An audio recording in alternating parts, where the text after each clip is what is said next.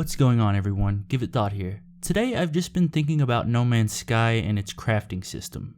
The reason it's been on my mind is because Sean Murray, the creator of the game, seems to bring it up in every single interview he's in. Obviously the game focuses on exploration, so why does crafting keep getting brought up? I think I may have the answer, but first a few quick side notes.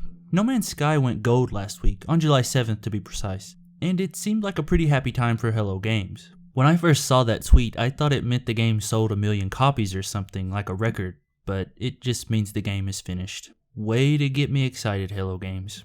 So the game is finally done, and we know just about as much about it as when it was announced. We know that it is a procedurally generated space exploration first-person shooter, with some survival elements. Sound about right?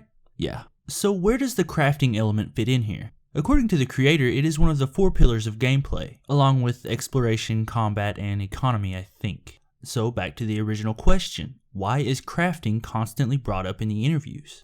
I think it's because it's kind of simple, and the creator is doing a type of damage control. There are 3 different things you can craft upgrades for: your ship, your gun, and your suit.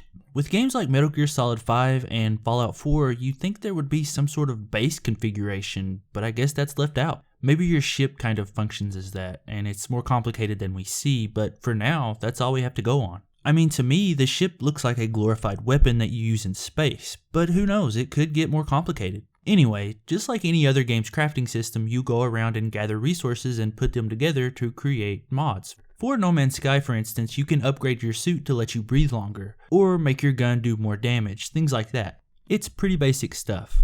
You can find elements like titanium to upgrade the defense of your ship, and Sean Murray said silicon was used for technology upgrades that help your suit or weapon, assumedly. Different planets have different compositions and different resources, so you'll have to visit all different kinds of them to find the specific resources to upgrade your weapon or ship or suit. The thing I find the most interesting about the crafting system is the elements are color-coded. Yellow elements are commodity elements, stuff that you probably buy other items with. The electronic elements have a blue background. This is stuff like silicon that would help you upgrade your navigation system or something like that, I assume. And then there are the fuel elements, which are color-coded in red. Apparently, everything you use takes fuel, like your weapon, your suit, and your ship. And then there's the unknown elements that we don't know about yet. I think this adds an interesting element to the crafting system because if you're anything like me, you have no knowledge of chemistry beyond that water is H2O and that you breathe oxygen. And I don't even think oxygen is in this game, it's oxycin or something. But nevertheless, this will simplify things a bit. The way you equip these upgrades is pretty interesting too.